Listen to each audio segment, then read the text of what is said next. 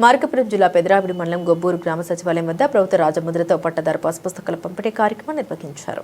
ఈ కార్యక్రమంలో ఎర్రగొండపాలెం నియోజకవర్గ తెలుగుదేశం పార్టీ ఇన్ఛార్జి గూడూరి ఎలక్షన్ బాబు ముఖ్య అతిథిగా పాల్గొన్నారు. ఆయనతో పాటు మండల టీడీపీ అధ్యక్షులు మెట్టు శ్రీనివాస్ రెడ్డి, సీనియర్ నాయకులు, గొబ్బూరు గ్రామ టీడీపీ నాయకులు, కార్యకర్తలు మరియు సంబంధిత అధికారులు హాజరయ్యారు. ఈ సందర్భంగా ఎలక్షన్ బాబు మాట్లాడారు. గత వైసీపీ ప్రభుత్వ పాలనలో రైతులకు అందించిన పట్టదారు పాస్ పుస్తకాలపై కూడా మాజీ ముఖ్యమంత్రి జగన్మోహన్ రెడ్డి తన ఫోటోను ముద్రించి ప్రభుత్వ పథకాలను వ్యక్తిగత ప్రచారానికి వినియోగించుకున్నారని తీవ్రంగా విమర్శించారు. కానీ ప్రస్తుత తెలుగుదేశం పార్టీ ప్రభుత్వంలో రైతుల హక్కులను గౌరవిస్తూ ఎటువంటి వ్యక్తిగత ప్రచారం లేకుండా ప్రభుత్వ రాజముద్రతో మాత్రమే పట్టదారు పాస్ పుస్తకాలు అందిస్తున్నామని స్పష్టం చేశారు. ఇది ప్రజాస్వామ్యానికి, రాజ్యాంగ విలువలకు నిదర్శనమని ఆయన పేర్కొన్నారు.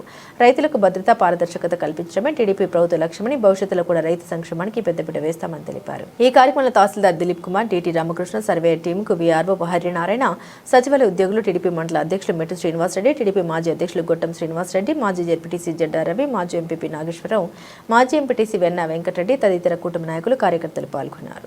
సర్వే చేయించి సపరేట్ ఎల్పిఎం నెంబర్లు క్రియేట్ చేసి ఇస్తేనే అది ఖచ్చితంగా ఉంటుందని చెప్పేసి దాని మీద కూడా ముఖ్యమంత్రి గారు రెన్యూస్ తీసుకొని రైతులకు ఎటువంటి నష్టం, హాని కలగకూడదు, రైతులు లక్షలు ఖర్చు పెట్టుకొని సంపాదించినటువంటి పొలాలకి రైతులకి హక్కు ఉండాలా, దాని పాస్బుక్ల మీద కానీ ఎవరి ఫోటోలు ఉండకూడదు అని చెప్పేసి రాజముద్ర పెట్టి ఈరోజు పాస్బుక్లు ఇస్తున్నటువంటి పరిస్థితి మనమందరం కూడా తెలుసుకోవాల్సిన అవసరం ఎంతైనా ఉంది. అందుకనే రైతులు ఎవరు కూడా